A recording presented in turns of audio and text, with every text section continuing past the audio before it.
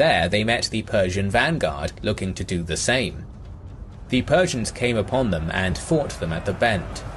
The vanguard suffered from thirst, hence they fled without making much of a stand. Being hard pressed, they retreated to the nearby water source of Al-Jubabat. The Bakr ibn Wa'il pursued them, fighting fiercely. The Persian troops came together in a compact mass, threatening their pursuers and hoping to secure a source of water. Then the rest of the tribesmen at the bend rallied to the attack, pressuring the Persians to relinquish their position. The two groups fought at Al-Jubabat for a whole day. Once again, the Persians had no chance of storing water, and they suffered from thirst in the burning summer heat.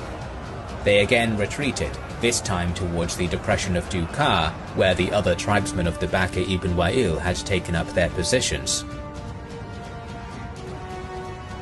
When night fell, one of the Sassanid auxiliaries from the Banu Iyad tribe sent a secret message to Bakr ibn Wa'il that we should arise and steal away under the cover of night, or stay here and take to flight when you encounter the enemy. The tribesmen preferred the second option.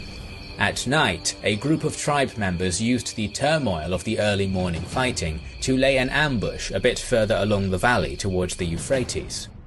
This group, commanded by Yazid bin Himar, was ordered to conceal themselves in what is known as the Hollow of Dukar in order to surprise the approaching main Persian army. The second day of the battle entered a new phase when the main Persian army reached their vanguard in the depression of the Dukar Valley. The armies finally met across the line and the fighting was fierce. However, the weather was still extremely hot, and as neither side was gaining the upper hand and the warriors were becoming tired, soon the lines retreated. Seeing that some of his kinsmen were fearful, commander of the Arab army Hanzala used a brief lull in the fighting to cut even more straps on saddles to make sure nobody would flee the battlefield. He also reorganized his army into two groups on the flanks, without a strong center. When the fighting started again, warriors of the tribal left moved against the Persian cavalry on the right wing.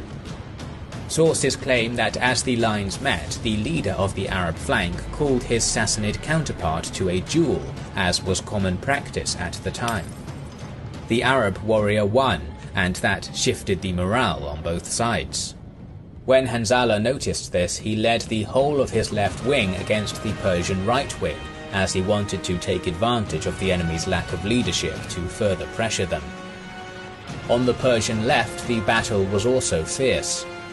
The valley of Dukar witnessed a violent battle, with both the Persians and the tribesmen fighting in closed ranks. The concealed force under Yazid then came up behind the Persians from the hollow of Dukar and launched an attack on the rear of the enemy's centre, where the Sassanid leader, Iyas ibn Qabisa, was. Just at that moment, the tribesmen of Banu Iyad turned around and fled as they promised, causing confusion and the subsequent rout of the whole Persian army. The Bakr ibn Wa'il had made their enemy yield, and they turned and fled. They slew the Persians and those with them from the depression of Dukar as far as an unidentified place a bit further away to the northwest. The Battle of Dukar had lasted for 2 full days, and it became known throughout the whole Arabian Peninsula. Although this battle had no short-term consequences, it played a role in the Caliphate's expansion. The Arab tribes were more willing to join the Muslim forces, and the lack of the Lakhmid buffer made the Sassanids vulnerable.